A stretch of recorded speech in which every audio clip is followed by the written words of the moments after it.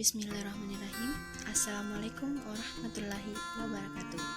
Pada video kali ini kita akan mempelajari materi genetika oleh saya, Asahra Intan. Pertama, apa sih itu genetika? Genetika adalah cabang biologi yang mempelajari pewarisan sifat pada organisme maupun suborganisme seperti virus dan prion.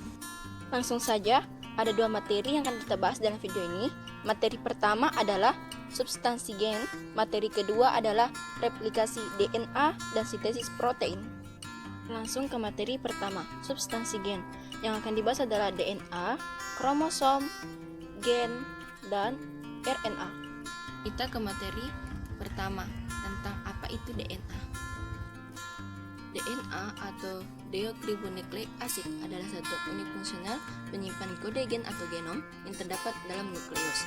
DNA tersusun atas nukleotida sehingga dapat disebut dengan polinukleotida. Nukleotida adalah struktur pembentuk DNA.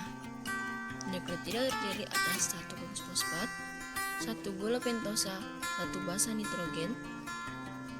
Mari kita membahas lebih dalam apa saja yang terkandung di dalam DNA. DNA tersusun atas banyak molekul yang disebut dengan nukleotida, sehingga DNA juga disebut sebagai polimer.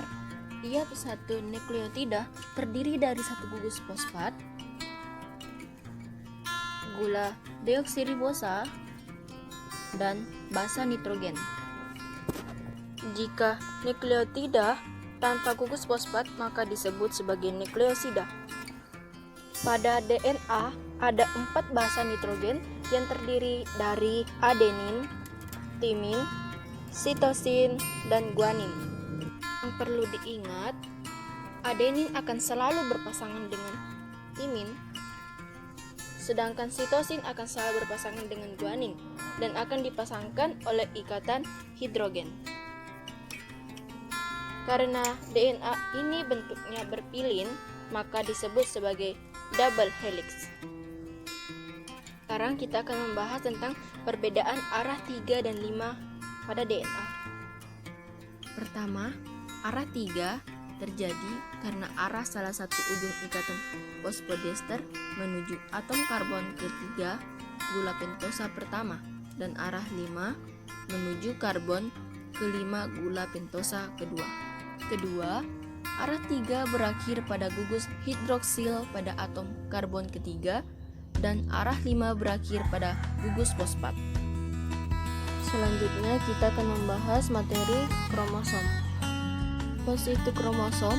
Kromosom adalah struktur DNA yang telah memadat akibat digulung oleh dinding protein. Kromosom dibentuk pada fase profase pada pembelahan sel.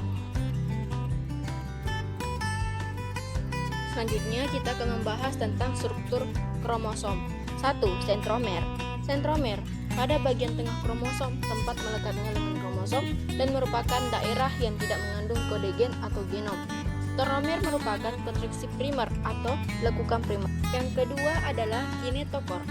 Bagian pada sentromer yang merupakan tempat pelekatan benang spindel saat pembelahan sel terjadi. Yang ketiga adalah telomer. Telomer merupakan bagian terujung kromosom. Yang keempat adalah matriks. Matriks merupakan materi pengisi kromosom. Yang kelima adalah kromonema. Kromonema merupakan elemen kromosom yang mengandung kode gen atau genom yang mengandung kromomer. Yang keenam adalah kromomer. Kromomer merupakan struktur manik-manik tempat terdapatnya lokus yang mengandung kode gen. Ketujuh itu adalah satelit. Satelit bagian ujung kromosom berbentuk bulatan akibat kontriksi sekunder atau lekukan sekunder. Macam-macam kromosom. Gonotosom. Kromosom penentu jenis kelamin, jumlah sepasang, terdiri dari kromosom X dan atau Y. Kedua, autosom. Kromosom penentu sifat tubuh. Selanjutnya kita akan membahas tentang bentuk-bentuk kromosom. Pertama itu adalah metasentrik. Metasentrik ini sentromernya itu terletak tepat di tengah lengan kromosom. Yang kedua itu adalah submetasentrik. Submetasentrik ini sentromernya itu agak ke tengah lengan kromosom. Yang ketiga itu adalah akrosentrik. Akrosentrik itu sentromernya agak ke ujung lengan kromosomnya. Yang keempat itu adalah telosentrik. Telosentrik di sini sentromernya itu ada di ujung lengan kromosomnya. Susunan kromosom suatu individu atau sel pada suatu spesies disebut juga dengan karyotipe. Karyotipe kita lihat di sini ada dua, yaitu karyotipe individu diploid yang ditulis sesuai dengan total kromosom atau total pasangan kromosom, sedangkan karyotipe individu haploid ditulis sesuai dengan total kromosom. Di sini kita bisa melihat beberapa karyotipe pada beberapa spesies. Selanjutnya kita akan membahas tentang mekanisme pembentukan kromosom. Pita DNA digulung oleh dinding protein menjadi nukleosom, yaitu satuan dasar kromosom. Nukleosom lalu dipadatkan dan dipintal sampai menjadi sebuah kromosom. Selanjutnya ke materi gen. Gen atau genom adalah fragmen pita DNA yang menjadi faktor pembawa sifat yang dapat diturunkan. Gen disimbolkan dalam huruf. Gen dominan ditulis dengan huruf kapital, sedangkan gen resesif ditulis dengan huruf kecil. Kromosom homolog adalah pasangan kromosom yang memiliki struktur, bentuk, macam, posisi lokus, dan jenis gen yang sama. Di sini kita bisa melihat bentuk kromosom homolog yang memiliki lokus, gen, dan alel. Lokus adalah lokasi yang menunjukkan posisi gen pada kromosom. Alel adalah gen dari kromosom homolog yang terletak pada lokus yang bersesuaian dan mengendalikan sifat yang sama, namun variasi yang berbeda. Alel adalah gen yang telah berpasangan. Lokus atau posisi gen dan alel dapat disimbolkan dalam bentuk garis-garis seperti gambar yang ada di sini. Selanjutnya ke materi RNA. RNA atau ribonukleik asid adalah satuan unit fungsional penyalur kode gen atau genom yang berasal dari DNA. Struktur RNA adalah berupa pita yang terdiri dari rantai tunggal. Pembeda DNA dan RNA dapat kita lihat di bawah ini. Selanjutnya materi kedua yaitu replikasi DNA dan sintesis protein. Replikasi DNA dan sintesis protein adalah dua hal yang dilakukan sebelum pembelahan sel. Langsung saja ke materi pertama, yaitu replikasi DNA. Replikasi DNA adalah proses penggandaan DNA baru yang menggunakan DNA yang telah ada. Di sini kita bisa melihat ada 3 model mengenai proses replikasi DNA. Model pertama adalah model konservatif. DNA induk menghasilkan DNA baru secara utuh. Model kedua adalah model semi-konservatif. DNA induk menjadi 2 buah rantai, masing-masing rantai membentuk DNA baru. Model ketiga adalah model dispersif. DNA induk menjadi rantai yang terputus-putus, masing-masing rantai membentuk DNA baru. Selanjutnya, kita akan membahas bagaimana proses replikasi DNA terjadi. A merupakan molekul yang terdiri dari 2 untaian yang saling berpilin dan berputar-putar satu sama lain, berbentuk heliks ganda. Tiap helainya terbuat dari 4 basa kimia yang berurutan yang diwakili oleh huruf A, C, G, dan T. 2 untaian tersebut saling melengkapi satu sama lain, artinya dimanapun ada huruf T di satu untaian, pasti ada huruf A di untaian berlawanan, dan dimanapun G, pasti ada huruf C di untaian berlawanan. Tiap helai DNA pasti memiliki ujung 5 aksen dan 3 aksen yang merupakan nama lain dari untaian atas. Tiap helainya menuju ke arah yang berlawanan sehingga lawan dari untaian atas yaitu ujung 3 aksen dan 5 aksen yang merupakan nama lain dari untaian bawah. Itulah yang dapat menentukannya. Bagaimana setiap untaian DNA dapat direplikasikan? Langkah pertama, pisahkan 2 untaian. Proses ini dinamakan unsip atau nama lain membuka resleting yang dilakukan oleh enzim helikase. Hasilnya dapat terlihat di bagian dalam yang dinamakan dengan garpu replikasi. Helai yang berpisah masing-masing menyediakan template untuk membuat untaian DNA baru. Setelah untaiannya berpisah, tiba-tiba datanglah enzim primase mengikat untaian DNA bagian atas untuk memulai prosesnya dengan cara menarik nukleotida RNA dari luar ke dalam untuk dicocokkan seperti puzzle. Enzim ini sebagian kecil membuat helaian RNA untuk mengikat sebagian untaian DNA bagian atas yang disebut primer. Bagian tersebut merupakan pusat awal dalam pembentukan untaian DNA baru. Kemudian tiba-tiba datanglah enzim DNA polimerase untuk mengikat primer yang akan membuat untaian DNA baru.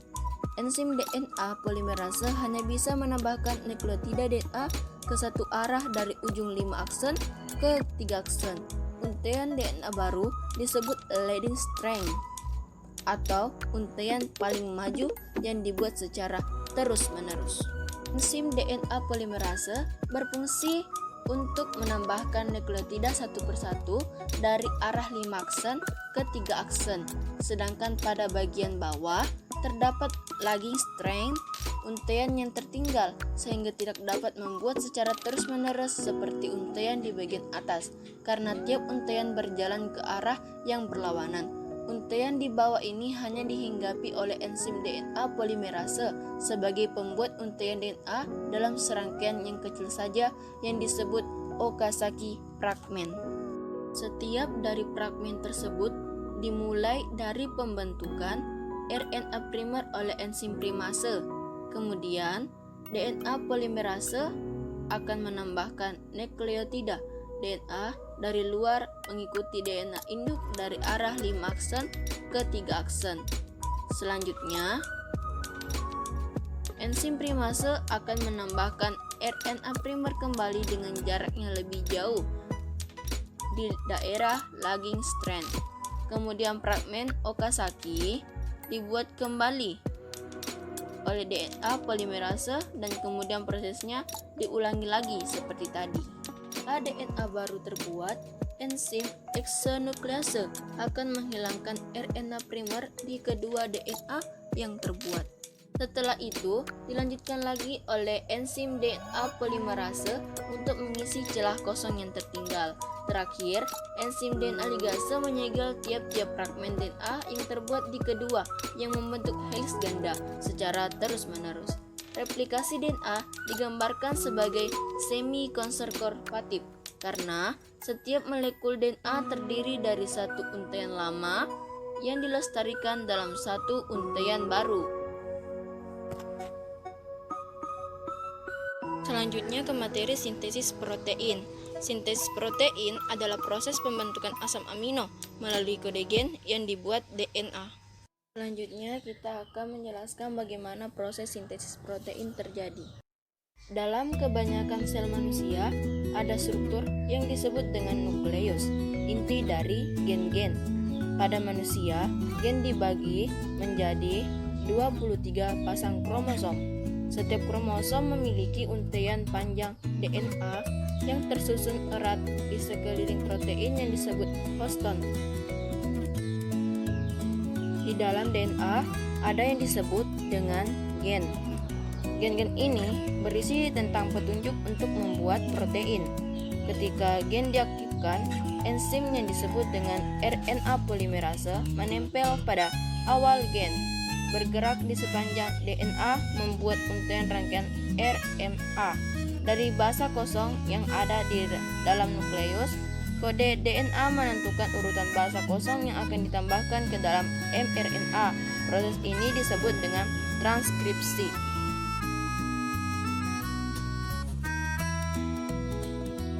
Messenger RNA. Sebelum messenger RNA dapat digunakan sebagai template untuk memproduksi protein, perlu diproses. Ini melibatkan menghapus dan menambahkan bagian dari RNA. mRNA kemudian bergerak keluar dari inti sel menuju ke bagian sitoplasma. Brik protein yang ada di sitoplasma disebut sebagai ribosom, mengikat messenger RNA. Ribosom membaca kode mRNA untuk menghasilkan rantai yang terdiri dari asam amino. Ada 20 jenis asam amino. Molekul mRNA transfer membawa asam amino ke ribosom. Ketiga basa menyusun mRNA yang dibaca sekaligus. Ketiga basa dibaca sebuah mRNA transfer memberikan asam amino yang sesuai. Hasilnya ditambahkan membentuk rantai asam amino. Setelah asam amino terakhir telah ditambahkan, sampai asam amino terlipat ke dalam bentuk 3D untuk membentuk membentuk sebuah protein. Sekian yang dapat saya sampaikan. Mohon maaf bila masih banyak kesalahan dan kekurangan. Terima kasih. Wassalamualaikum warahmatullahi wabarakatuh.